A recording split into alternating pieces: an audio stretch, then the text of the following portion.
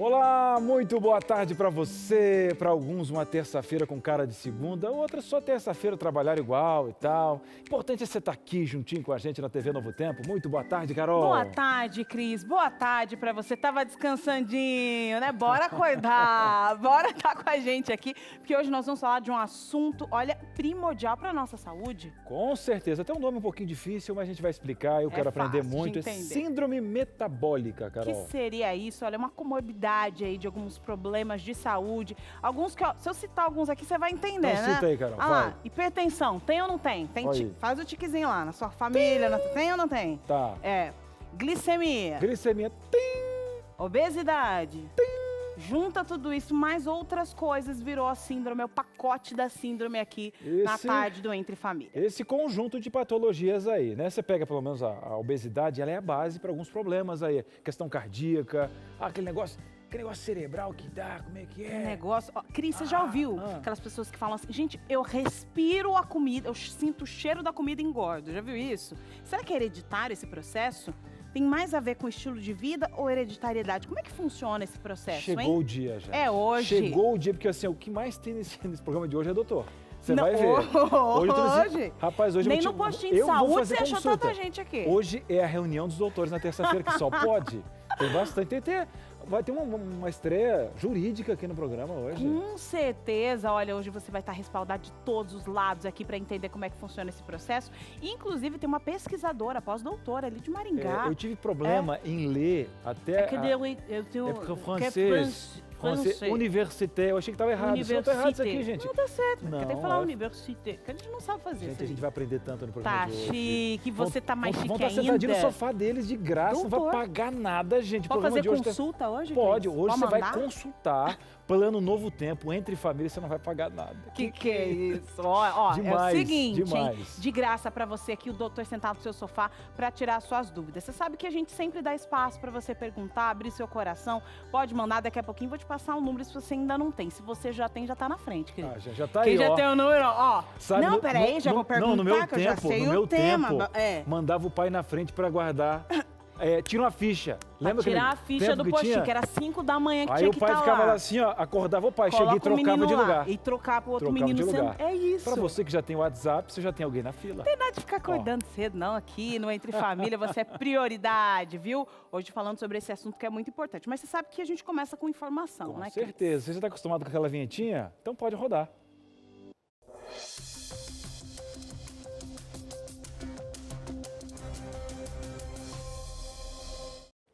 Algumas escolas aqui no estado de São Paulo voltaram às aulas aí no formato de reforço, né? Reforço escolar. E com isso, algumas informações aí a gente vai trazer para você, porque temos aqui um doutor, né? Ele é doutor em psicologia e cultura e vai ajudar a gente a entender como é que funciona esse processo da saúde mental dos alunos, das crianças e adolescentes nesse período de escola à distância e agora voltando. Como é que vai funcionar? Vai falar com a gente agora Carlos Henrique Aragão Neto, doutor em Psicologia e Cultura pela UNB. Seja muito bem-vindo, direto de Piauí. Eu que agradeço, Carol, pelo convite, pela oportunidade. Boa tarde para você e para todos os telespectadores. Boa tarde. Fala um pouco para a gente qual é o efeito aí da pandemia na saúde mental das crianças, dos adolescentes, principalmente agora com esse processo das aulas à distância. Isso. Veja só, Carol, eu vou me ater a um dado de uma cartilha que foi lançada meses atrás da Fiocruz e do Ministério da Saúde sobre a questão da saúde mental na pandemia. Então, veja, eles já preconizavam que de 1/3 a 1/2 da população, e isso, obviamente, envolvendo todos os públicos, inclusive crianças e adolescentes, que parte da nossa população sofreria de sintomas de ansiedade, de medo, de angústia, né? E isso afetando algumas questões importantes, podendo, inclusive, acabar no desenvolvimento de alguns transtornos mentais, como os transtornos de humor, principalmente a depressão, né? Os distúrbios do sono, distúrbios do apetite. Então, são algumas questões muito importantes, porque, diante da imprevisibilidade, né, das coisas no mundo de hoje, diante do nosso mundo presumido ter ruído durante a pandemia, diante da sensação de falta de controle. Então, são sinais e são questões que nos levam a um quadro, muitas vezes, de sofrimento e, às vezes, até de sofrimento grave. E, Carlos, é o seguinte, agora tem algumas escolas aqui no estado de São Paulo e também no Brasil, né, que estão retornando às aulas aí em formato de reforço escolar. A gente sabe que muitas vão abrir, daqui a pouco vão fechar um pouquinho, né? Esse processo todo gera mais insegurança. Como é que a gente consegue identificar nesse adolescente, nessa criança que está em estado de sofrimento? Ok. Antes de tocar especificamente na tua pergunta, é muito importante que a gente observe que um dos maiores fatores de proteção que nós temos é a adaptabilidade. Ou seja, você está colocando um quadro, claro que é incerto, né, que é indefinido, que é imprevisível, mas as pessoas que conseguem se adaptar melhor a ambientes adversos, a situações adversas, elas sofrem menos. E as pessoas mais inflexíveis, mais rígidas, sofrem mais. Então, a adaptabilidade é algo muito importante.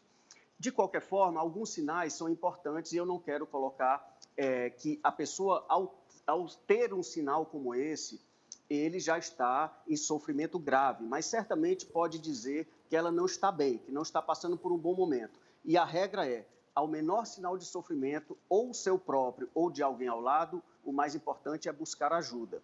Então, por exemplo, mudanças bruscas de comportamento, especificamente de crianças e adolescentes, tristeza profunda, isolamento social, o que a gente chama de anedonia, que é quando a gente vai perdendo o prazer em algumas atividades nas quais nós tínhamos prazer anteriormente.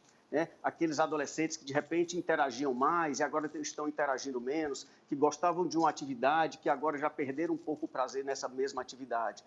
Principalmente problemas com o sono. É muito importante, Carol, que os nossos telespectadores atentem para a questão da qualidade do sono, da população em geral, mas eu falo muito das crianças e adolescentes, porque sem um bom padrão de sono, muita coisa do nosso cotidiano fica comprometida, inclusive as questões acadêmicas, como concentração e memória. Né? Então, crises de choro frequentes, sem motivos aparentes, de repente alguém que está falando muito em morte, aquelas frases melancólicas que hoje os nossos adolescentes, principalmente, colocam nas redes sociais, como a minha vida não tem mais sentido, eu sinto um grande vazio, esse mundo não é para mim, eu não tenho mais propósitos. Ou seja, isso é muito importante que seja observado. Agressividade e irritabilidade excessivas, quadros de desesperança e desespero.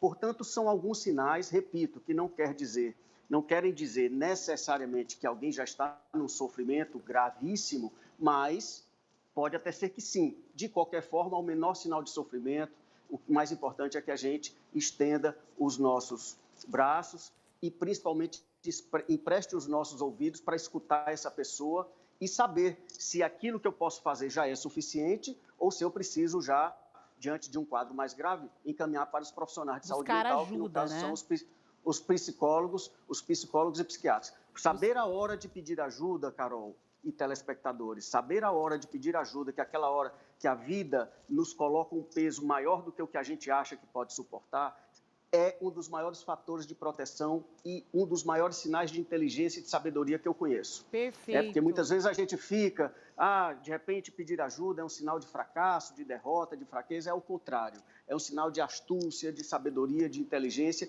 de entender que qualquer um de nós, em algum momento da vida, vamos precisar do outro.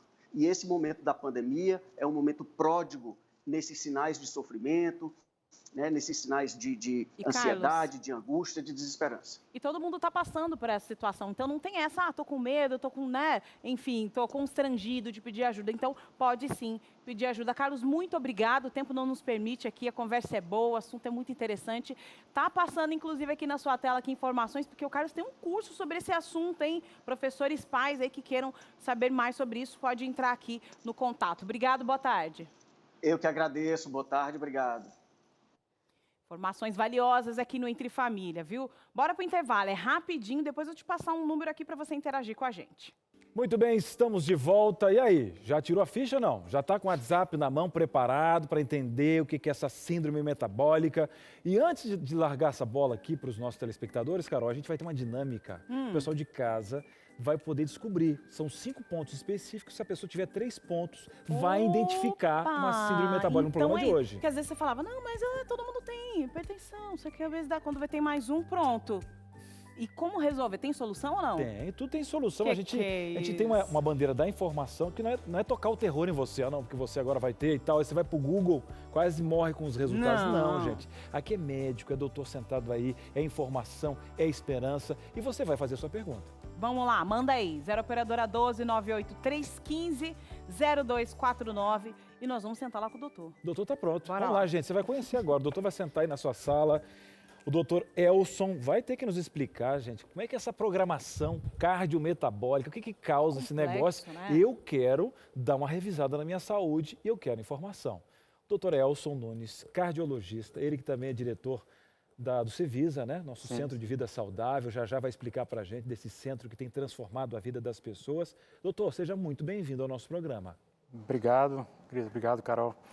É um prazer estar aqui, né, e falar sobre um assunto muito relevante, ainda mais nos dias de hoje, que as pessoas têm desenvolvido mais fatores de risco e às vezes não sabem que eles estão interligados, né, e eles interligados potencializam de maneira sinérgica o risco de ter um infarto, de ter um AVC, de ter outros problemas de saúde mais graves.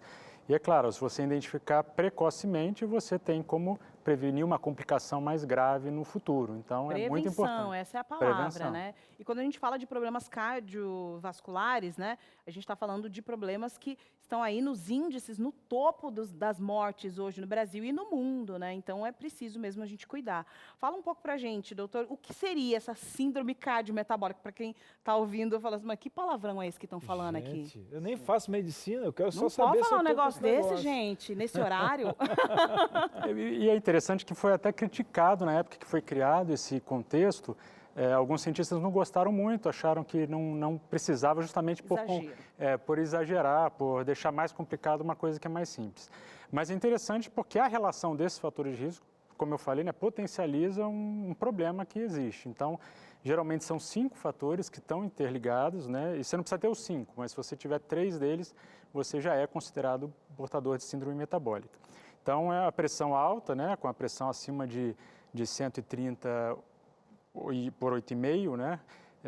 130, na verdade, por 85, aqui a gente geralmente fala 13 por 8,5, a circunferência abdominal aumentada, e aí isso varia de cada população. Então, se você pesquisar na população japonesa, vai ser uma coisa, na população brasileira, na americana, na europeia. Então, existe um consenso que é de 102 nos homens e 88 nas mulheres, mas isso é para um risco muito alto, porque o ideal é, na verdade, 94 para homens e 80 para mulheres. A gente seria um pouco mais rigoroso.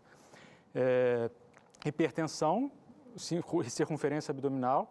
O principal deles, que na verdade alguns cientistas consideram que sem ele a gente não pode falar de síndrome metabólica, que é a resistência insulínica, que é a pré-diabetes. Então, é a pré-diabetes que a gente diagnostica com uma glicemia acima de 100, né, entre 100 e 126, ou se você tiver abaixo disso, mas você tiver alguns outros fatores, como insulina muito alta, ou hemoglobina glicada também acima do esperado, que é 5,7, você também pode ser considerado ter, né, resistência insulínica. Esse é o fator mais importante. É o combo, né? O combo da síndrome. Exatamente. Você tendo esse, tendo mais 2, você tem síndrome metabólica. Agora, doutor, se o pessoal de casa perdeu, a gente vai ter uma dinâmica onde o doutor difícil, vai explicar passo a passo. Fique tranquilo, o doutor vai na tela já falar com a gente. Agora, doutor, a gente pede espaço porque tem mais uma participação, né, Carol? Com certeza, porque o doutor, inclusive, iniciou falando dessas pesquisas, né? Quando iniciou essa pesquisa e até a nomenclatura que foi utilizada. E quem desenvolve essa pesquisa ali na Universidade Estadual de Maringá é a doutora Késia Palma-Rigo. Ela possui doutorado em farmacologia pela Université Paris Descartes. Olha, eu vou falar, viu?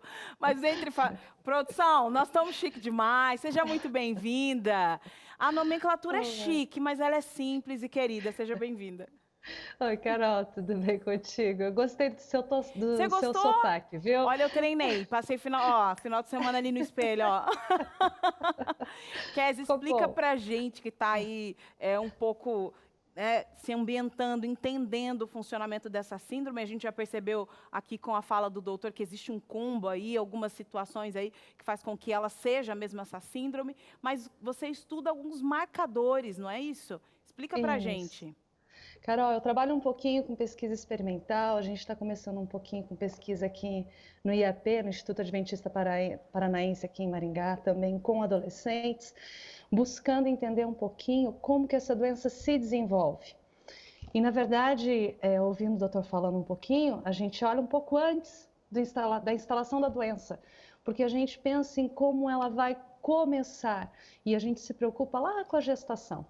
Como que a mãe vai se comportar e esse bebê dentro do útero e como agora dentro do útero esse ambiente vai ser propício para essa criança ser mais saudável ou menos saudável na vida adulta.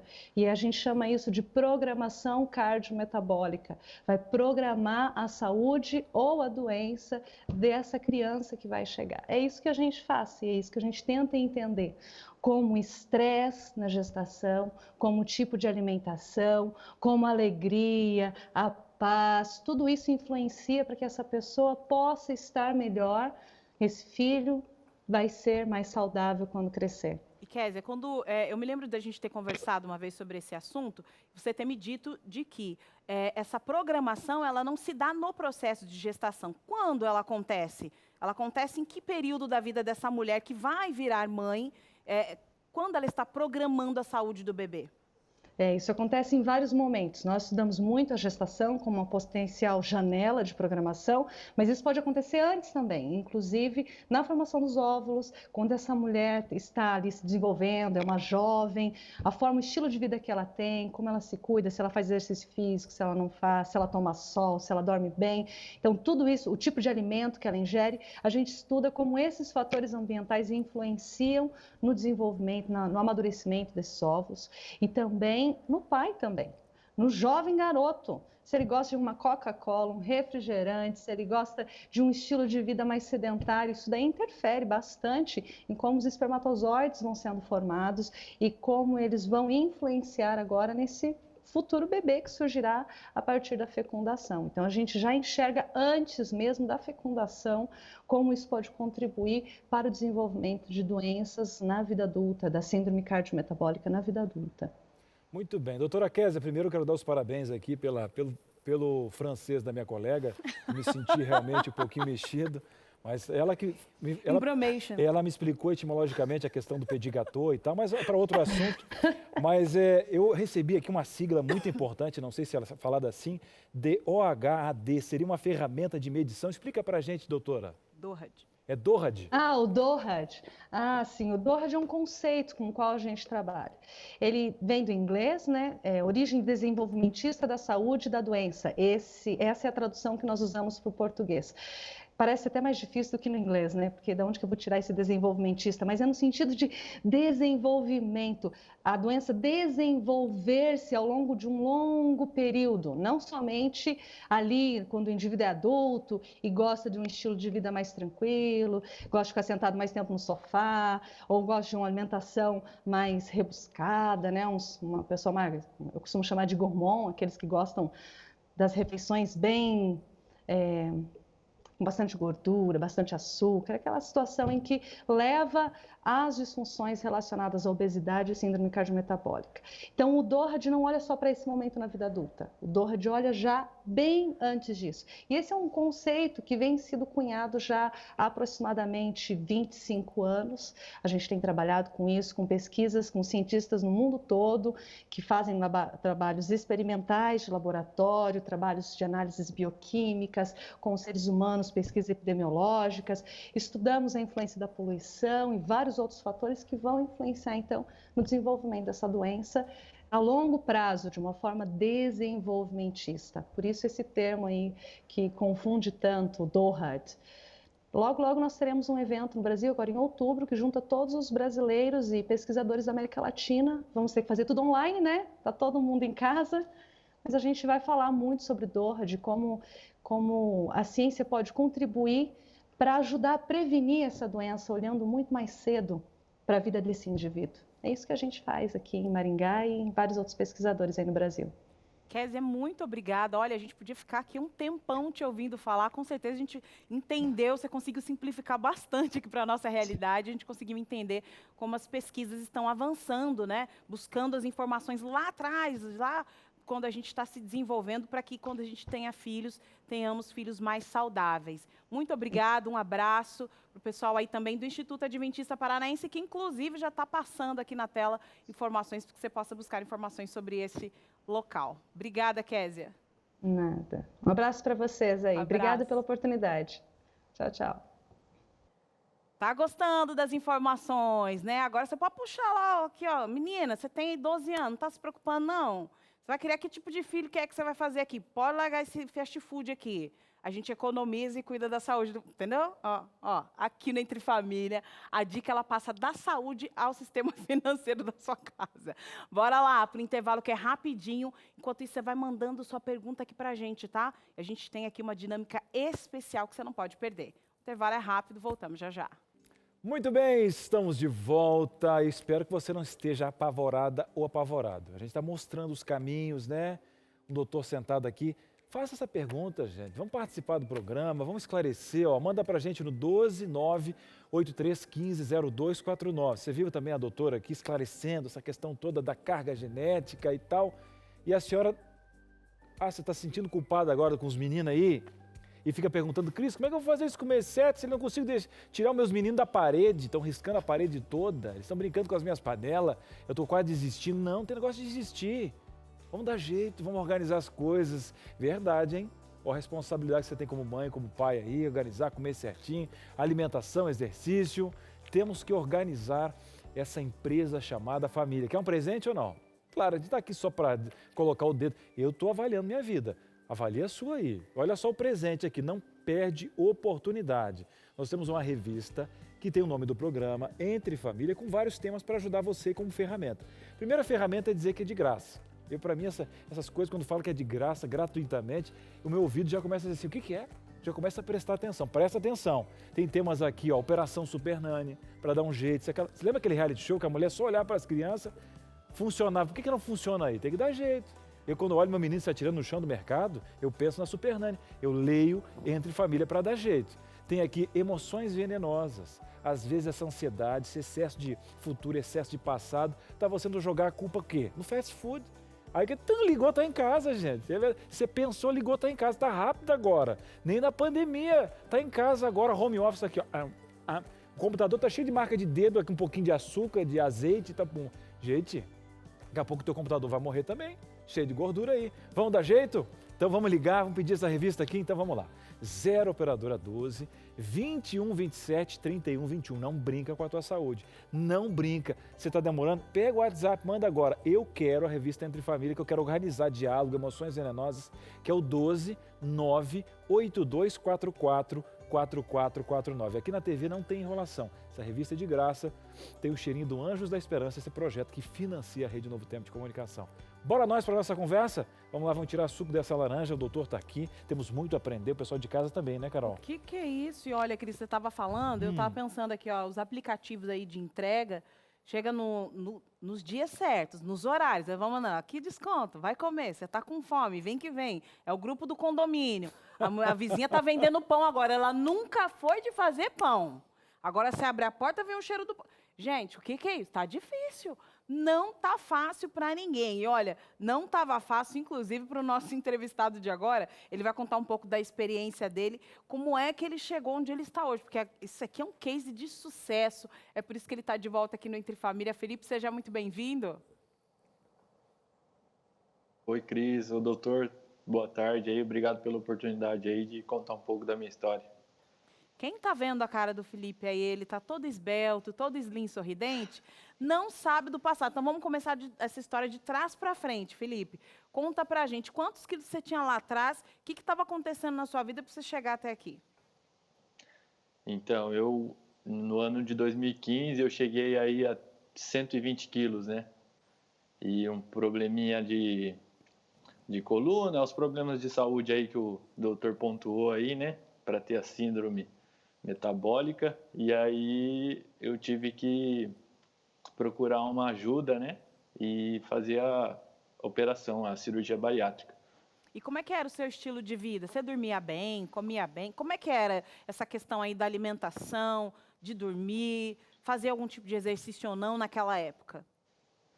Então, eu sempre gostei assim de esporte, né? E aí a gente acha que é o suficiente jogar bola, sei lá, uma vez por semana, fazer alguma coisa assim, e aí a gente parece que vai ficando cego e a comida a gente acha que come bem, só que aí quando a gente procura ajuda, que no meu caso foi um outro problema de saúde, né, que me fez abrir os olhos. Mas quando a gente procura ajuda e aí os profissionais vão mostrando pra gente, eu comia tudo errado, era fora de hora, era sono ruim, era tudo. Eu acho que era tudo mesmo que eu tinha, sedentário, por mais que eu jogasse bola, mas eu agora, tendo consciência, eu me considerava sedentário, então todos esses problemas aí eu tinha e graças a Deus a gente pôde mudar a história aí. Ô Felipe, antes era Felipão, agora é Felipinho, né? Mas o que acontece? Você sabe que a bariátrica, né, ele dá um ganho aí nesse quesito, mas a bariátrica não faz exercício para você, né? E agora tem a pandemia e tal. Tendo essa visão, né, que você foi por causa da coluna e acabou enxergando ali um monte de gráficos onde a sua saúde estava em perigo. Ainda mais alguém com esse tipo de gráfico, fazer exercício uma vez por semana, uma explosão, já já o doutor vai falar do perigo daquele esportista da semana. Faz uma vez por semana e dá aquele desgaste, né? Com o coraçãozinho que está ali, ó, cheio de coisinha nas paredes. Agora, o nosso Filipinho está fazendo exercício também, mudou a alimentação. Como é que está, Felipe? Então, aí agora a gente tenta controlar, né, com acompanhamento de nutricionista, para a gente não voltar mais nos erros do passado, né? E a academia não estava dando para ir, né? Agora que está liberando, que daí a gente vai poder pensar em voltar. Mas a gente tenta se virar, né, com a caminhada, porque é complicado a situação também que a gente estava passando, né? Mas a gente tentava se virar em casa aí, né? Do jeito que dá e a gente vai, né? Subindo escada, descendo escada. E mais, caminhada, viu? Isso. E mais, viu? Porque, viu, Cris, o Felipe, ele teve uma bebê, é isso? É menina? Isso, também, também já é um outro esporte. Não, com criança. Com criança. Eu diria que, para quem está acompanhando a gente, é uma Olimpíada. Um personal trainer, são mirim. vários esportes, né? Com medalhas aí, chorinhos à noite. Tem a questão toda aqui. Tem um exercício que é muito bom, que é aqui, ó. Ó e o homem, como é um pouquinho mais quente, às vezes a bebê gosta mais por causa da cólica, se aproxima um pouquinho ali, a mamãe fica com você, fica assim, ó. Daqui a pouco você acorda com um chorinho de novo. Mas olha, é uma bênção esse esporte. Inclusive, serve como um incentivo, né? Porque para poder acompanhar a bebê, né? Acompanhar todas as fases, tem que ter um pai que está preservando a saúde para dar longevidade, não é verdade, Felipe? Sim, então, depois que eu casei, eu casei e ainda estava com esse problema, né, da obesidade e tal, mas graças a Deus a minha filha só nasceu depois que eu procurei ajuda, né, então eu estava mais tranquilo, eu já tinha resolvido o meu problema da coluna e só faltava o meu problema do peso. Aí quando eu resolvi o problema do peso, da saúde, daí eu falei assim, não, agora dá para pensar em ser pai, né? Porque daí agora a gente tem mais pique, pode ajudar também, né? Muda tudo, muda o sono da gente, muda o humor, muda tudo. Quando você procura ajuda e tem uma vida mais saudável, né? Muda tudo. Felipe, muito obrigado pela participação. Vai aproveitar essa bebê aí, que você possa, inclusive, passar, né? Discipular esses hábitos saudáveis, que é muito importante. O programa todo agora a gente vai falar dessa raiz que é a alimentação, estilo de vida.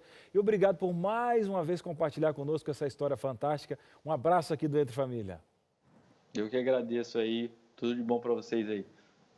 Gente, é só história especial, porque acontece o seguinte, né? Às vezes a gente fica falando, mas quem é que consegue? Aí mostra uma história como essa, ele viveu mostrando que é possível fazer diferença. E também a gente percebe, ele citando, né? Tudo muda, né? O seu humor muda, o sono muda, a qualidade de vida. Agora sim eu posso ser pai e curtir a vida de uma forma diferente. Ou seja, quem está vivendo no problema, de fato está vivendo uma situação desconfortável, complicada, né?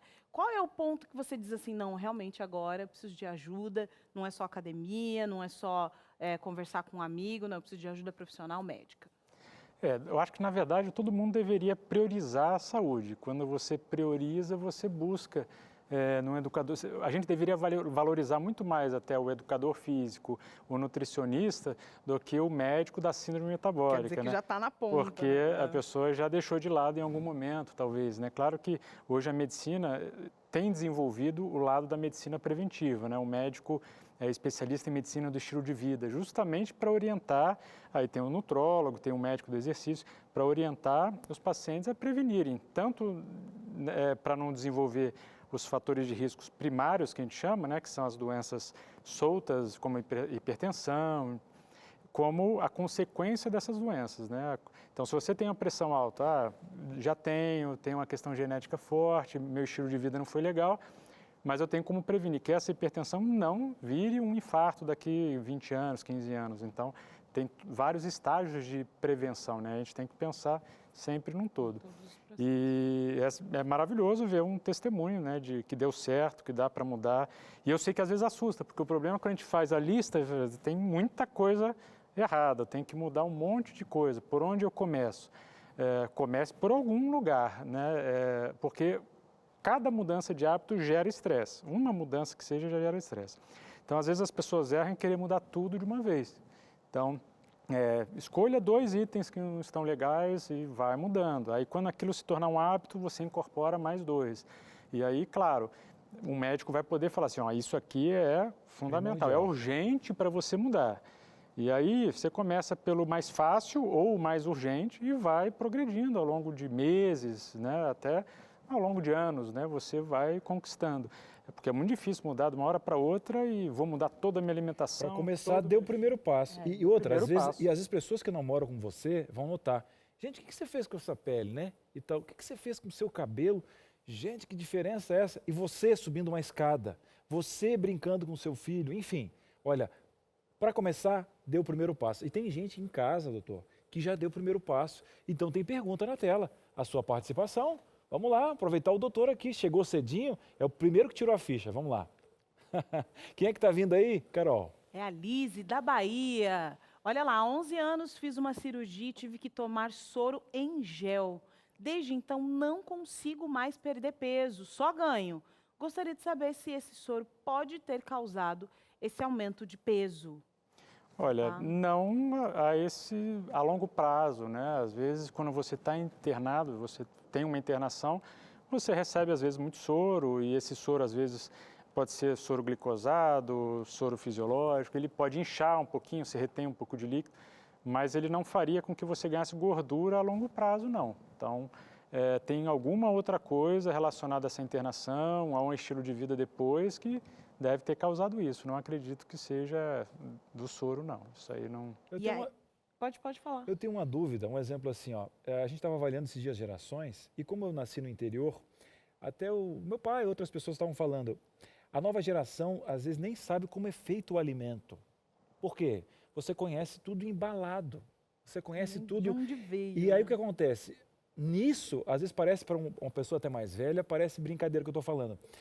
Mas às vezes o jovem não consegue nem distinguir o que é saudável, o que é industrial e tal. Então, nesse degradê que nós temos de gerações, a pessoa desconectou da raiz do que é alimento. A pessoa não sabe que... Peraí, ovo é industrializado? Peraí, é a galinha que botou? Isso é feito numa fábrica? Como é que é esse negócio? Como é que é feito? Mas é milho, o milho só porque está na lata. É porque eu recebo tudo dentro do sanduíche, que eu não sei. Mas a gente teve uma desconexão com o alimento, com essa questão toda. Eu sei que o tempo mudou, o corre-corre, mas essa desconexão fez essa bola de neve que nós temos hoje, né, doutor? Sem dúvida. E aí tem um documentário que mostra isso, perguntando para as crianças qual que é o nome disso aqui. Aí mostra um vegetal e a criança não sabe, nunca viu, fala o nome errado. O nome do documentário. Criança e Consumo, do Instituto Alana. Vale muito a pena assistir. É muito interessante. A criança não sabe. Qual o nome dessa fruta aqui? É que eu não sei. E desse pacotinho desse salgadinho aqui? Tá na lata. Qual o bichinho que tá na caixa de sucrilhos? Esse. Tá, É complicado. A gente está rindo aqui, mas é complicado, porque, de fato, a gente não sabe exatamente quais são os alimentos in natura, o que virou o quê, né?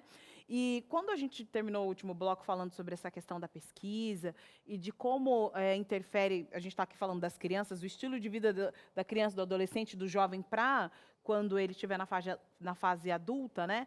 E aí ele pode olhar para todo esse processo, você estava dizendo, e falar assim, mas também, né? Minha família toda é obesa, minha família toda tem hipertensão. Então, pronto, eu desisto. É isso mesmo? Tem alguns estudos que eles fizeram em gêmeos, que inclusive eram adotados por famílias diferentes.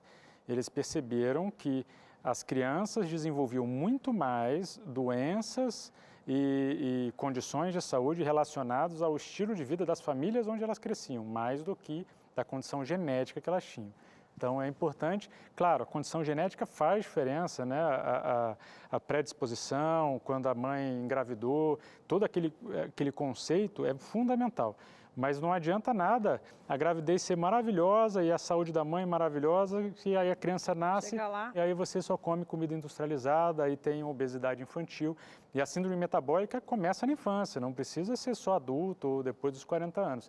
Tem hoje muitas crianças de 10 anos, 8 anos de idade com síndrome metabólica. E essas crianças vão ter problemas de saúde gravíssimos. Então temos que se ligar nessa questão da questão infantil aí. Essa titia que está vendo o programa, eu quero meu sobrinho com aquela bochecha gordinho. Gordinho, que se não está gordinho, não está doente. Tal. Gente, tem que reavaliar. Já já nós vamos à nossa dinâmica, hein? Nós vamos ter 5 pontos, 3 pontos para você avaliar em casa aí. Gente, é fantástico o programa de hoje, eu estou aprendendo muito. Depois do intervalo a gente volta, manda a sua participação. É o Entre Família fazendo a diferença na sua tarde. De volta aqui Entre Família, hoje falando sobre essa síndrome aí, né? E você já está pensando, meu pai, mano, olha, a dinâmica não chegou, mas eu tenho certeza que eu tô com esse negócio. Já dá um batimento, né? Quando a gente pensa, né, que está diagnosticando um problema, já dá um batimento, uma falta de ar, nossa, vou correr lá na farmácia para medir, né? É medir, né? Para medir aqui a minha pressão, pra saber quanto é que tá esse negócio que o doutor falou aqui da pressão. Calma, porque nós vamos resolver os problemas. Não é no desespero, não, é com informação. Imagine que você, para lidar com essa situação aí, você precisa ter equilíbrio, você precisa estar bem, você precisa estar leve, você precisa de saúde mental, tá? Porque sem essa saúde mental você não consegue dar o primeiro passo para a mudança. Você precisa também da saúde espiritual. Como é que está a sua espiritualidade? Não, eu falo nada, às vezes eu mentalizo Deus. Meu filho, que mentaliza? Vamos cuidar dessa espiritualidade aí. Vamos saber como é que a gente faz para ter essa conexão espiritual com Deus, né? E aí também a parte física, que inclusive é o tema do programa de hoje. Eu vou te dar dicas importantíssimas, porque quando a gente fala de muitos assuntos, se você como eu não gosta de decorar, eu quero ter na mão. Olha lá, Fique Leve, essa revista aqui que eu tô te oferecendo. Sabe por que eu tô te oferecendo? Porque é de graça. Primeira coisa, é de graça. Você já fica leve, porque você já pensa, tá me oferecendo, já vê um peso financeiro. Não, é de graça. Ela vai para sua casa com informações vitais para sua saúde, para você ter equilíbrio físico, mental e espiritual. Bora pedir? 0 operadora 12 2127 3121 ou também pode ser pelo WhatsApp mesmo. Tá com o telefone na mão aí, meu filho? Vai lá, 12 98244 4449 e você fica leve, tranquilo com essa revista que vai fazer toda a diferença para a sua saúde e a saúde da sua família. Mas olha, sabe o que deixa a gente leve, tranquilo? Informação. Quanto mais informação eu tenho sobre diversos assuntos, mais leve e tranquila eu fico. É sobre isso que a gente vai falar agora, Cris? Com certeza, Carol. Uma ótima tarde para você. Hoje é dia de informação. E agora você está fazendo um cálculo, falando de saúde. Talvez você está enfrentando um problema com um plano de saúde, nesse momento sensível, pandêmico. E aí, gente, o que você faz? O que eu tenho direito? O que eu não tenho? Nós vamos buscar ajuda, hein? Olha, Dr. Luca Reis está aqui estreando na nossa tarde. Ele que é especialista em direito médico e de saúde, vai esclarecer todas as dúvidas dos nossos telespectadores. Doutor, seja muito bem-vindo ao nosso programa. Muito boa tarde, Cris. Muito boa tarde, produção. Muito obrigado. É um prazer estar aqui acompanhando vocês. Estou aqui à disposição. Muito bem. Você viu que hoje é a tarde dos doutores aqui. Se você tiver alguma pergunta, já manda para a gente no 12 98315 0249 e eu já vou fazer a minha aqui. Doutor, agora o que se fala muito, né? E aí estava a dúvida nos jornais, todo mundo perguntando, né? Desses testes da Covid-19. O que é obrigação, o que não é dos planos? Explica para a gente, o pessoal de casa quer saber mesmo agora, já que o senhor é especialista, o plano tem o dever de fazer esses testes? Vamos lá então. De uma forma bem simples e rápida, o plano de saúde ele é obrigado a cobrir o teste sorológico, que é aquele que indica se o vírus passou pelo seu corpo ou não, certo? E nós temos um grande problema, que são os testes rápidos de farmácia. Estes, os planos de saúde não são obrigados a cobrir. Detalhe, o consumidor, o beneficiário de plano de saúde, quando ele vai até uma unidade hospitalar, uma clínica, ou se dirige até um médico, ele não pode pedir este exame. A autonomia é do médico sempre que ele detectar um sintoma, enfim, é ele que vai escolher se vai fazer o teste ou não. Mas o plano é obrigado a cobrir. Muito bem, já anotou aí? Minha senhora, já anotou? Tirou foto aqui do doutor também, porque é testemunha aqui. Agora, doutor, outras coisas que nós falamos aqui sobre esse reajuste que foi dado uma freada aí, né? É a Agência Nacional de Saúde. E aí, isso vai ser cobrado tudo no ano que vem? Como é que funciona? Porque eu sei que a explicação é longa, né? Porque é bem incisa, são detalhes específicos, mas de uma forma incisa, explique para a gente, doutor, como é que funciona esse reajuste que foi travado agora, como é que vai funcionar? Bem importante, então, de uma maneira simples, rápida e objetiva, é o seguinte, o reajuste ele foi travado para planos individuais e familiares contratados após 1º de janeiro de 99, para planos de saúde coletivos por adesão, planos de saúde coletivos e empresariais e planos de saúde com menos de 30 vidas. Essa suspensão de reajuste, ela vale desde o dia 1º de dezembro a 31 de dezembro, dia de 1º de setembro de 2020 a 31 de dezembro de 2020, por 4 meses, 120 dias. Neste período não pode ser cobrado nenhum tipo de reajuste. Com relação à retroatividade, a ANS deixou isso para o ano que vem, onde será diluído essas 4 parcelas serão diluídas no contrato do ano que vem. Outra coisa um pouquinho importante é o seguinte, se o seu contrato já foi reajustado até 31 de agosto, é o seguinte, se for plano de saúde individual e familiar, segue a suspensão, ou seja, se você teve um reajuste de 10, 15, 20%, enfim, esse reajuste não ocorre no período, não entra no período de 4 meses e será cobrado no ano que vem de uma forma diluída, a ponto que a ANS vai especificar ainda. Se for um plano de saúde empresarial com mais de 30 vidas, fica a critério das pessoas jurídicas que contrataram, a empresa e a operadora. Muito bem, você está entendendo em casa, querido? Está ficando muito claro. Doutor, que fera, hein? Agora você está falando, Cris, você sabe que agora as empresas estão se remoldando, e aí o que acontece? Aqui na minha empresa, por exemplo, cancelaram o plano de saúde, só que eu não quero abrir mão. Eu consigo continuar com o plano de saúde mesmo a minha empresa abrindo mão, doutor? Consegue? Consegue sim. Como é que funciona? Nós temos a regra de portabilidade, a famosa compra de carências. Não importa se foi você, né, no caso a empresa que contratou, rescindiu o contrato, ou se foi a operadora de plano de saúde. O consumidor tem o direito de, num prazo de 60 dias, fazer uma portabilidade para outro plano de saúde, individual, familiar, enfim, que vá acolher. Lembrando que é um direito, certo? O consumidor tem este prazo para poder fazer a mudança. Não pode ser encerrado do nada, assim, o contrato. Tem que haver uma notificação pretérita, enfim, vários outros requisitos. Muito bem, aprendendo aí sobre portabilidade. Inclusive, doutor, agora, você sabe que o nosso telespectador é rápido no gatilho, está chegando uma pergunta nesse sentido. Vamos lá então na tela aqui. A Isabela, de Belo Horizonte, Uai. Um abraço aí para os mineiros. Doutor, contratei um plano, estou no período de carência. Porém, conforme o contrato, esse período exclui exames complexos e internação. No entanto, ao solicitar agendamento de psicólogo, fui orientada que se trata de um procedimento que não está liberado, devido à carência.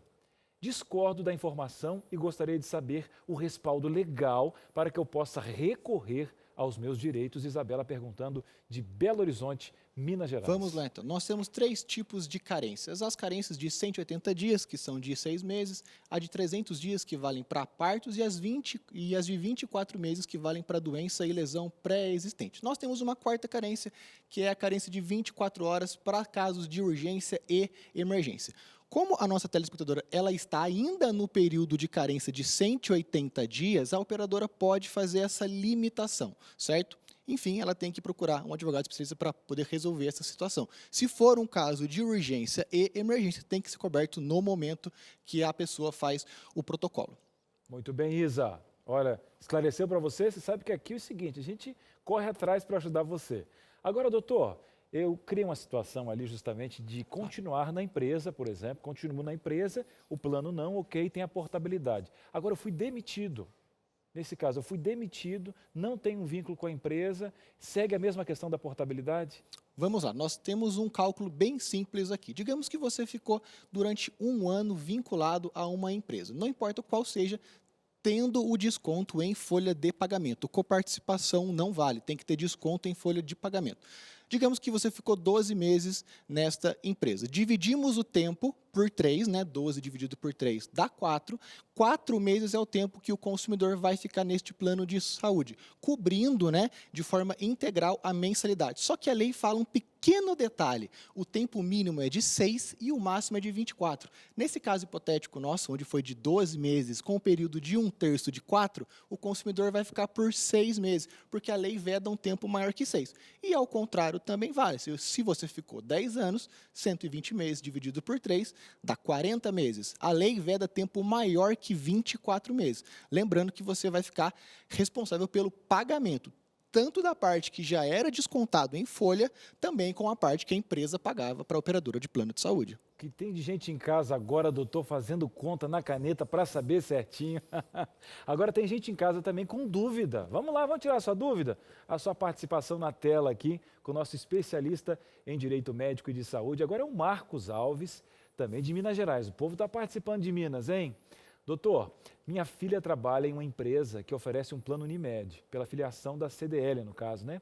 Cuja mensalidade é descontada da folha de pagamento dela. Se a empresa a demitir ou se a empresa rescindir a filiação junto à CDL, minha filha tem direito a continuar com o plano? Sim, tem sim. Conforme nesse caso, a demissão tem que ser sem justa causa. Se a demissão for por justa causa, o consumidor não tem este direito de permanecer no plano de saúde. E voltamos ao caso da portabilidade.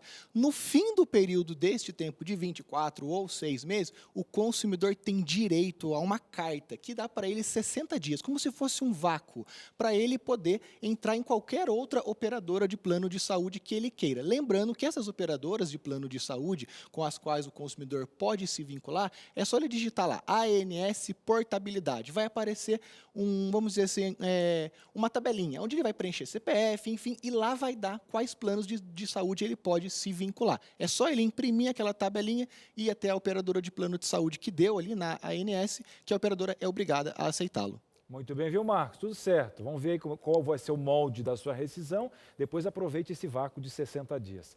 Agora é o seguinte, doutor, a gente também recebeu várias informações nesse sentido, claro, pela pandemia.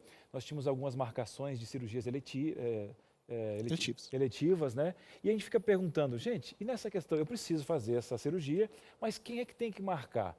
Quem é responsável? É o médico, é o paciente, é o plano de saúde? Legalmente, quem fica responsável pela remarcação dessas cirurgias? Então, neste período de pandemia, nós temos certos hospitais que estão reservando leitos e centros cirúrgicos específicos para problemas com Covid. Todavia, caso o consumidor tenha algum tipo de problema com cirurgia eletiva, quem vai caracterizar se vai fazer ou não é o médico. Se o médico laudar e disser, essa cirurgia tem que ser feita agora por diversas comorbidades que existem, hipertensão, diabetes, enfim, o consumidor tem que fazer e a aprovação deste procedimento é de imediato. O plano de saúde não pode fazer, não, daqui a 5 dias eu vou aprovar. Não, se o médico laudar que há risco de agravamento da doença, a operadora é obrigada a custear.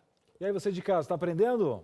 Gostou do nosso fera aqui em Direito Médico e de Saúde? Doutor, nosso tempo é rapidão, mas o pessoal de casa gosta por demais. Seja bem-vindo ao nosso time aqui. Obrigado por nos dar a chance de conhecer um pouquinho mais e respaldar os nossos telespectadores nesse sentido. Obrigado eu e é um orgulho estar aqui. Contem comigo. Muito bem, você de casa gostou? Então, olha, manda mais perguntas, de repente o doutor volta aí para ajudar a gente. Vamos voltar para a conversa agora, Patrícia? Vamos conversar de novo? Então vamos fazer o seguinte. Doutor, muito obrigado, viu? Vamos fazer o seguinte, o povo de casa agora está abrindo o coração. A gente entendeu de todas as áreas aqui. A gente está com um doutor aqui falando dessa questão toda das doenças, mas o que adianta às vezes você ter um plano de saúde e não saber também, né, Carol? Como lidar? Não, tem que saber, tem que ter informações aí para sua saúde. É por isso que nós damos espaço aqui para você falar, porque você que faz esse programa acontecer, viu? Bola lá na tela a sua interação. Quem vai falar para a gente agora é a Ana Leite Santana, de Salvador, Bahia. Gostaria de saber sobre a resistência à insulina. Só controla através de remédio ou pode ser por mudança na alimentação? Minha hemoglobina glicada deu 6,2. A hemoglobina glicada está exatamente na resistência insulínica, entre 5,7 e 6,5 é o que a gente chama de pré-diabetes. Resistência insulínica, o que que é? Eu vou explicar isso para ficar fácil. Nós temos o pâncreas, que é um órgão do corpo que produz insulina, e a insulina é como se fosse uma chave para abrir a porta da célula, de todas as células do nosso corpo, para entrar o açúcar que está na circulação. Então, você se alimentou, a digestão produziu açúcar, né, que é um tipo de açúcar, né, a glicose ali está na circulação, e a gente não pode ter uma glicose alta na circulação, até porque o sangue fica viscoso, aumenta vários outros tipos de risco. Então, esse açúcar tem que ser absorvido por essa célula o mais rápido possível. Então, a insulina vai lá, abre a célula e entra o açúcar dentro da célula. Mas o que acontece se a célula está cheia de açúcar e você nem gastou o açúcar que entrou na célula na refeição passada? A insulina vai lá e não consegue abrir, ou seja, não consegue resolver. É mais ou menos isso que chama resistência insulínica. Aí o pâncreas, pela sensibilidade do corpo, percebe que o açúcar vai aumentando a circulação e produz mais insulina. E joga mais insulina na circulação, e vai jogando mais insulina na circulação. Por isso que a gente consegue dosar no sangue o nível de insulina. Porque às vezes você colhe o sangue e a glicose, a glicemia está em 90. E aí você fala, ó, ótimo, não tem um pré-diabetes, não tem um diabetes, mas aí você dosa a insulina e a insulina está em 20. 20 é muito alto para a insulina. Ou seja, você já, na verdade, tem uma pré-diabetes, você já tem muita insulina para conseguir baixar a glicose. Então, como que resolve isso? Eu acho que eu já dei até o caminho, né? Eu falei, a célula está cheia de energia e você joga muito açúcar ali, mais energia para dentro. É. Ou seja, você precisa comer menos energia, né? Diminuir o consumo de alimentos energéticos e queimar mais. Então, são duas coisas fáceis de você resolver sem remédio. Então, pratique atividade física.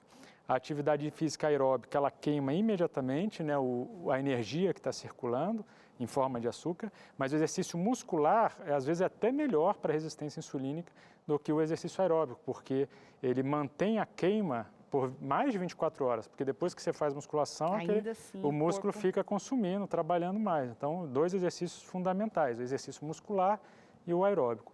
E diminuir o consumo de alimentos, né? A gente acaba se alimentando muito. A gente toma um café da manhã rico, às vezes no almoço rico e ainda janta muito.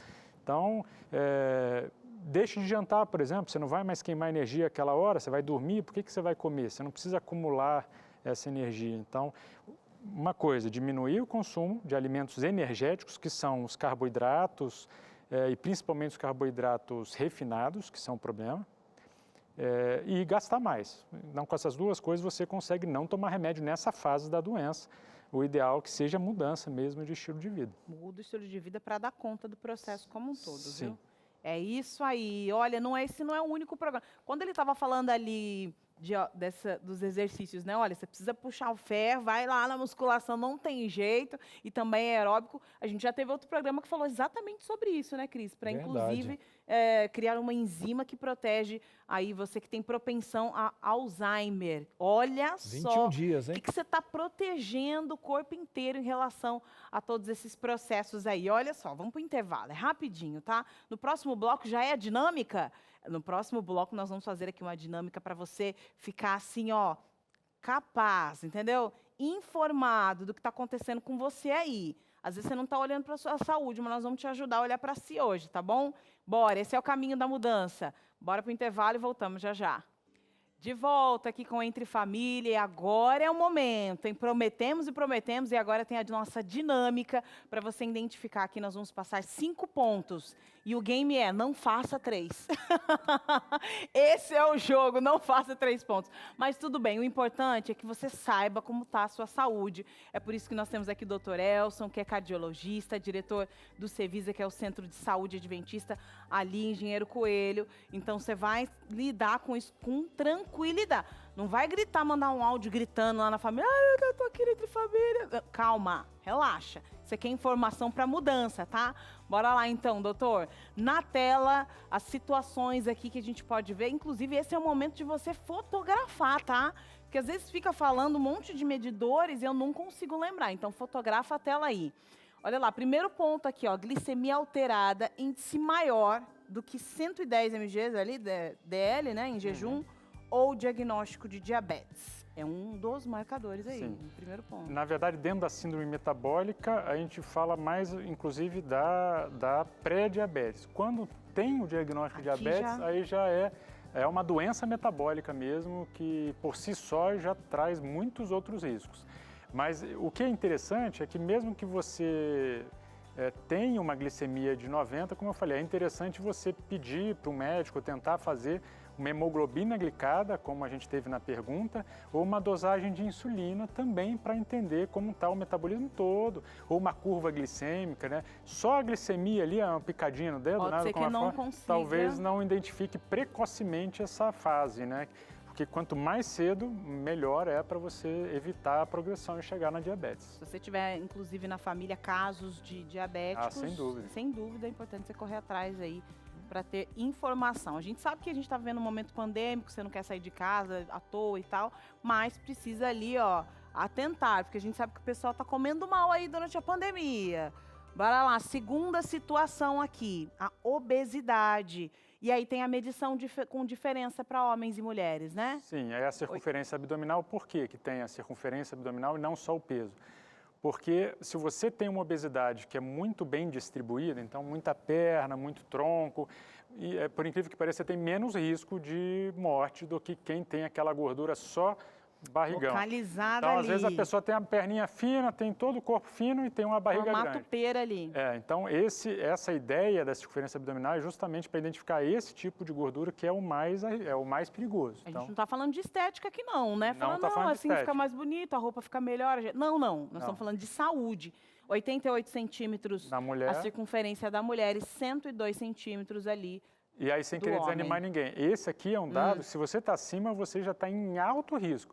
O ideal é 94 no homem e 80 na mulher. Abaixo de 94, esse é o ideal. Esse aqui já é uma taxa para se enquadrar na síndrome metabólica, que já é um risco alto. Não é para desanimar, não. É para informar, viu? Sim, é para informar. Nada de desespero. O que a gente quer é informação. Porque também, eu acho que o desespero está quando a gente deixa a coisa fluir, né? Sim. E daqui a pouco chega lá, você está internado, está com uma situação diabetes e tal, e aí é o problema, aí começa o problema. E nunca é tarde demais. A pandemia aí desestabilizou, corre atrás que dá tempo de reverter. Vamos reverter, inclusive, essas práticas aí da pandemia. Mas o pessoal está exercitando mais, estou sabendo aí, estou vendo as pesquisas, mas eu quero ver na prática aí na sua casa como é que tá, viu? Continua mandando aí pra gente. Mais uma situação aí, e tem a ver aí com triglicerídeos, né? É engraçado que tem uma parte do Brasil que fala triglicérides e outra que fala triglicerídeos. Acho que é por isso que ficou, que às vezes tem aí está no meio do caminho aí. Está no meio do caminho. Dá mais um índice maior que 150, já começa a trazer prejuízo, né? O triglicérides, ele é um armazenamento de gordura que fica no sangue, como se fosse isso, né, de forma leiga. Sim. Então, ou seja, você consumiu muita energia e não gastou. A primeira forma de armazenamento quase é em forma em triglicérides e armazenamento no fígado. E aí você vai ter aquela esteatose hepática, geralmente está muito relacionada a triglicérides elevados. Então, é isso. Então, isso é facílimo resolver. Você comeu menos energia do que você gastou, você vai baixar isso em pouco tempo. Porque, veja, o pessoal antes tinha uma rotina apertada, né? Vou levar o filho na escola, depois eu passo aqui, já faço uma caminhada aqui com as amigas, vou para o trabalho, agora eu trabalho, a escola, tudo ali, não sai de casa, final de semana está em casa ali, respeitando a quarentena, e agora, com certeza, está comendo mais e não gastando a quantidade que estaria gastando. Então, tem que tomar cuidado aí com essa questão do índice. Sim. A gente já citou, se não me engano, 3 pontos aqui, viu? 3 pontos importantes de 5. E se você tem pelo menos 3 desses índices aí, é importante você ficar ligadinho. Mais um ponto aqui para a gente entender desse combo aqui da síndrome metabólica, é o colesterol. Ih, a gente ouve falar desse menino aí, gente. HDL maior que 4 mg ali, DL, né, em homens, e menor que 50 em mulheres. Sim, o HDL é conhecido como colesterol bom, né? Isso, que a gente do abacate deve ter, ali. Sim, a gente deve ter ele mais alto, isso, em gorduras boas, Sim. gorduras saudáveis. E o LDL o menor possível. Então, HDL menor do que 40 em mulheres e menor do que 50, quer dizer, é o contrário, em homens e 50 em mulheres, esse é o ideal. A gente não coloca o LDL na síndrome metabólica, mas é claro que interfere também. Interfere. Bora lá para mais uma situação aí. Colesterol, ele, olha, hipertensão. Esse aí é o auge, assim, ó, é o campeão. Hipertensão arterial, pressão arterial sistólica, né? Maior que 130, ou pressão arterial distólica maior que 85 mmHg. Sim, quem acompanha isso já há mais tempo sabe que isso mudou. Antigamente era 140 por 90, era o 14 por 9. 14 por 9. E isso, pelas pesquisas, a gente descobriu que se você tiver com 13,5 por 8,5, você já tem um risco alto de mortalidade, então já é hipertensão arterial. Então hoje os índices são 13 por 8,5, né, que é famoso 13. Sim. O ideal é 13 por 8 até, mas se tiver maior que 130 por 85, você está em risco e é um critério para síndrome metabólica. É um critério. E aí vamos dizer que o pessoal ali de casa fez ponto, foi desclassificado no game e agora ele está tentando entender, né? Porque a gente já falou aqui no estilo de vida, de alimentação, de exercícios físicos, e a gente não sabe exatamente por onde começar. Qual é o start? Não, peraí. Então, peraí, meu negócio é hipertensão. Para cada um desses itens, tem um ponto específico disso ou não? Sim, sem dúvida. Mas se espremer tudo, na verdade, é a mesma causa de tudo. É uma alimentação inadequada. Alimentação, começar pela alimentação. Vamos começar pela alimentação. Então, baixo consumo de sal, já que está aqui, parou na hipertensão arterial, a gente tem que consumir pouco sódio. Sódio lá embaixo. O sódio tem que ser controlado. A gente precisa consumir mais fibra. Quanto mais fruta, legumes, verduras e cereais integrais, melhor vai ser minha saúde. Inclusive em picos de glicemia e de pressão arterial, isso é bastante importante. Eu preciso diminuir a gordura animal, o máximo, né? Se eu conseguir cortar o ideal. Se conseguir zerar, é o ideal. É o mas ideal. Se eu não conseguir, eu tenho que reduzir ao máximo. E tem gente que fala assim, então eu vou comer, sei lá, só peixe, frango e deixar a carne. Não interessa, o negócio é a gordura animal. É a gordura animal. O ideal é você começar por algum lugar. É claro que de uma hora para outra, para tudo, a pessoa não sabe nem o que comer. Então, começa melhorando a qualidade dos produtos. Se você puder começar alguma coisa, corte a carne processada, a carne embutida. Essa é cancerígena, faz muito mal. Não deveria nem estar consumindo, já arranca de vez. Essa precisa ser... E as outras... Que é o presunto, a mortadela, isso aí tudo é muito mais, ruim. Muito prejudicial. E aí vai melhorando a qualidade, né? Diminuindo a gordura. Mas aquela coisa, não, mas eu tiro a gordura, isso não resolve muito, mas já melhora. Não adianta, meu filho, já melhora, mas não é o fim, né? Não é o fim. Bora lá, vamos conversar ali, que o pessoal de casa está falando aqui com a gente, vamos responder as dúvidas, mas a gente já sabe que o caminho é esse, Cris. É verdade, o pessoal não é agora fácil está no café da tarde, que? Vou arrancar minha mortandela? A senhora não tirar, só vai virar presunto. Então, corta a mortandela aí, vamos dar jeito. Vamos lá, participação na tela. Você participa, aproveitar que o doutor está aqui. A Etiane Lima, de São Paulo. Meu filho tem 12 anos, está acima do peso. Tenho cuidado da alimentação dele. Ele também faz futebol 3 vezes por semana, mas mesmo assim não consegue emagrecer. O colesterol está sempre acima do normal.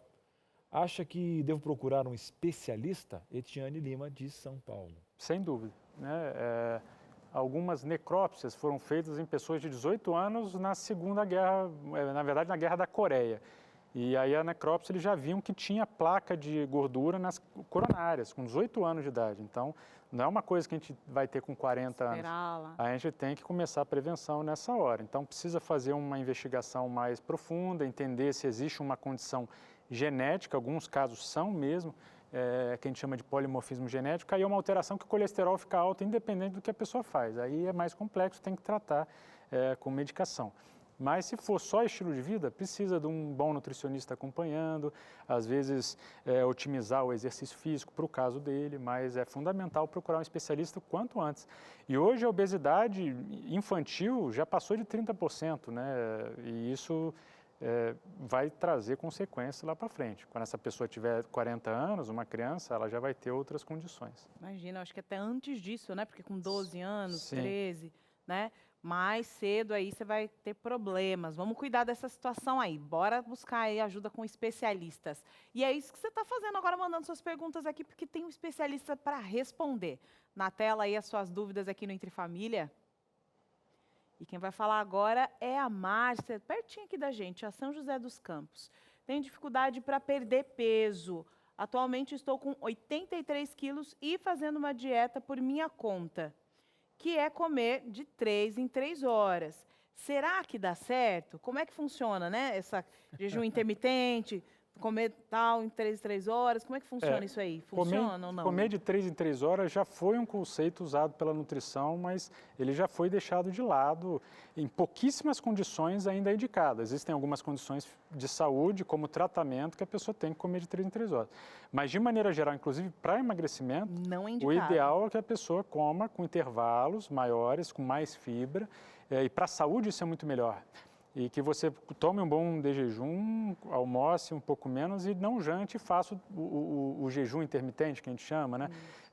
Para emagrecer é excelente. Então, você deixaria de jantar ou jantaria mais cedo, o mínimo, para você só comer no outro dia de manhã.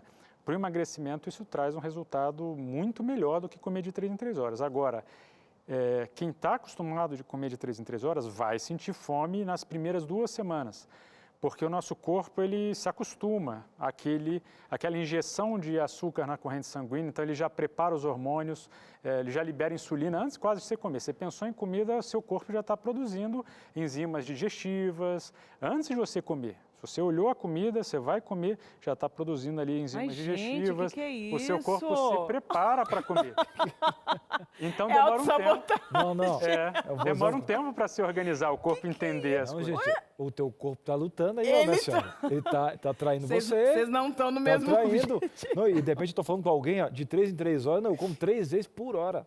Então, aí, também. Ele vai lhe trair mais, mas calma, aqui é esperança. 2 semanas, doutor? 2 semanas, no máximo 2 semanas, seu com a barriga roncando ali. Você acostuma.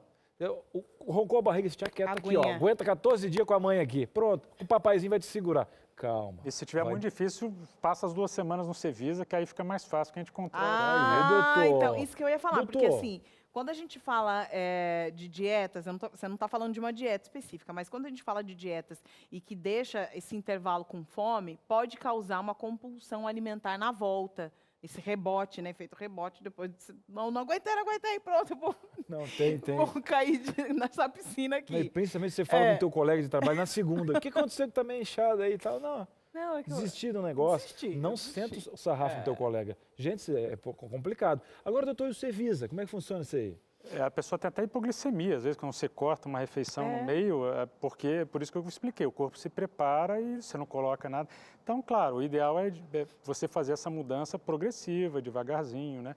Mas o ideal não é de 3 em 3 horas. Seu sistema digestivo precisa descansar 2, 3 refeições no dia. Então, o Cevisa é uma imersão no que seria o ideal. Então, às vezes a pessoa tem dificuldade de entender o que eu tenho que fazer, que seria o ideal, ou como mudar, né? Ela tentou mudar, e aí ela vai para um programa de imersão, onde ela vai ficar 1 semana, 2, quantas ela puder ficar, fazendo o exercício, pegando o preparo físico, comendo adequadamente, passando por um processo de tratamento, se ela tiver, né, alguma patologia, alguma dor, ou tiver diabetes, a gente tem programa para pressão alta, para obesidade. Então, é uma imersão, e aí a pessoa aprende, tem várias palestras, workshop de culinária, para a pessoa sair dali orientada, entendendo como que ela pode levar dali para frente. Às vezes é importante a pessoa dar tem um amigo médico que fala assim, você não conserta o carro andando, você às vezes tem que parar numa oficina.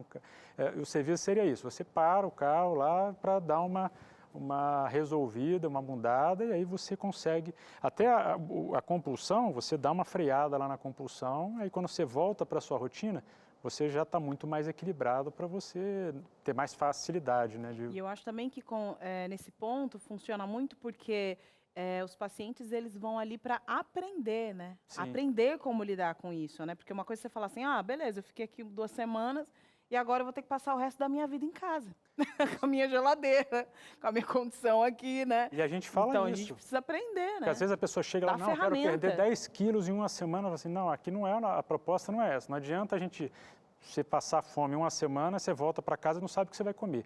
A ideia é aprender as porções que você vai comer em casa, o que colocar, o que substituir. A gente fala, tem que tirar a carne, mas o que eu vou comer? Claro que você pode ir num profissional, num nutricionista, ele vai te ensinar. Mas você aprende como substituir, o que fazer, para sair dali ser possível, né? Porque existem uns programas que é tão diferente que você não consegue continuar. A ideia lá é que você saia continuando. Muito bem, gente. Você que tá aí, ó. Pesquisa, Cevisa, coloca aí, gente. Bom demais. Dá um pulinho lá, conversa com o pessoal vai te receber muito bem. Doutor, nosso programa é bom demais. A participação do doutor, de todos os especialistas aqui, foi uma aula, mas chegou o final, doutor Elson. Muito obrigado. Inclusive, leve um abraço a toda a sua equipe do Cevisa. Obrigado por sempre responder o nosso chamado. Eu que agradeço pelo convite. Estou à disposição. Estamos todos lá. Se precisar mesmo que eu não precisar de um cardiologista, mas a gente tem outra equipe lá de especialistas que a gente está à disposição.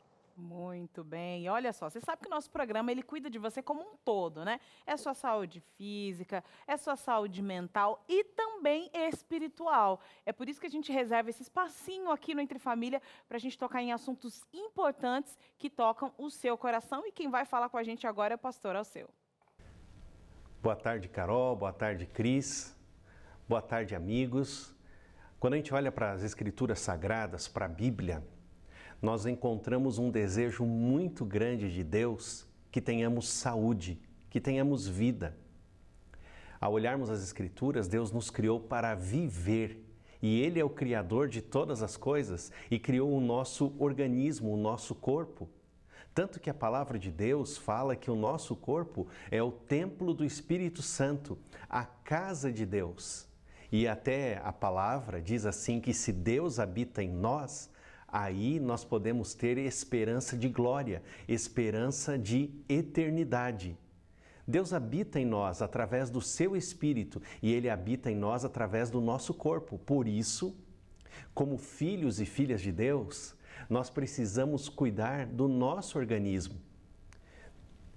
Tendo a luz solar, tendo a confiança em Deus, fazendo exercício, se alimentando bem, dormindo as horas que são necessárias para que o organismo se renove. Esses são os remédios que nós temos, que são chamados de remédios naturais e à nossa disposição e de forma gratuita. É claro também que nós devemos ir aos médicos quando temos uma doença, uma enfermidade, porque Deus deu sabedoria aos médicos para tratar das nossas doenças. E sabe, Deus nunca quis que nós sofrêssemos ou tivéssemos doença. A doença não é um castigo de Deus. Pelo contrário, Deus sofre com o nosso sofrimento. E Ele tem desejo de nos curar, de nos sarar. É claro que se você olha os evangelhos, olha ali na Bíblia, você sabe que Jesus sempre curou as pessoas e Ele curava as pessoas. Mas há uma junção do esforço humano com a graça divina. Deus não vai fazer aquilo que você e eu, nós podemos fazer. Cuidar da nossa alimentação, cuidar com exercício, cuidar daquilo que nós podemos fazer. O milagre vem quando há a ação humana, nós fazemos a nossa parte, porque Deus não vai fazer aquilo que você pode fazer. Mas quando nós não podemos mais agir, aí Deus age e os milagres acontecem. Quando eu olho para as Escrituras e olhando para a Bíblia, eu encontro um texto no livro da terceira carta de João, lá no finalzinho da Bíblia. O capítulo 1, só tem um capítulo ali, e o verso 2. João escreve para a comunidade, para você e para mim, dizendo assim: amados, eu espero que vocês estejam bem e que tenham saúde. Saúde é o desejo de Deus para cada um dos seus filhos, para você, para mim, para nós. Mas lembre, façamos a nossa parte e Deus fará a parte dele. Muito bem. E para você que sempre acompanha aqui a gente no Entre Família, já vou te dar um gostinho do que a gente vai falar amanhã, viu? E se você entra numa encruzilhada aí na sua vida, o que eu vou decidir? Como você lida com as decisões, indecisões da vida? Como você faz para se tornar uma pessoa mais decidida? Já viu aquela pessoa que é indecisa, não consegue decidir nada sozinho? Amanhã nós vamos falar sobre esse assunto aqui. Temos um especialista para te ajudar a lidar aí com essas indecisões da vida, viu, Cris? Eu estou aqui decidido a falar para você o que vai ter no Vida e Saúde, gente. Hoje é Dia Mundial da Fisioterapia. Não é verdade, Teru? Boa tarde. Boa tarde, Cris. Isso mesmo, hoje é Dia Mundial da Fisioterapia. E aqui no Vida e Saúde a gente vai falar sobre o que a fisioterapia pode contribuir ou como ela pode contribuir para a nossa saúde em geral. Vários aspectos vão ser abordados aqui e a gente vai descobrir que é possível ganhar qualidade e vida plena com o auxílio da fisioterapia. Olha que maravilha. E hoje também é dia de Acerte o Passo aqui, então você que está aí na luta para ficar ativo, bora com a gente, porque a gente vai suar um pouquinho da camisa aqui em um dos blocos do Vida e Saúde. E, Carol, a gente vai receber aqui, olha, hoje eu vou fazer inveja de outro jeito para você. Ai, ai, ai. Hoje a gente recebe para o nosso momento de culinária ninguém mais, ninguém menos do que Arautos do Rei aqui com a gente, comendo pãozinho de inhame com cenoura. Boa Olha aí, música, rapaz. fisioterapia, gente. O que é isso? Ainda tem Acerte O Fernando Passo? vai comer uns 3 quilos. Conheço o Fernando. Fernando Come vai. bem. Fernando vai. Eles fizeram bem. Olha o bullying, Cris, olha o bullying. Conheço, o Fernando conheço. Conheço. Pode comer, mas logo eu vou trazer comer. vocês aqui de novo também, tá? É isso mesmo, por favor. Bom. Até mais, Teru. Até mais. Tchau. Tchau, hein? 2h30 da tarde é o nosso encontro até as 4. Vê se não marca nada, Grande menina. O que é abraço. isso? Até amanhã, Tchau, meus queridos. Um abraço. Se liga no Fernando, tá?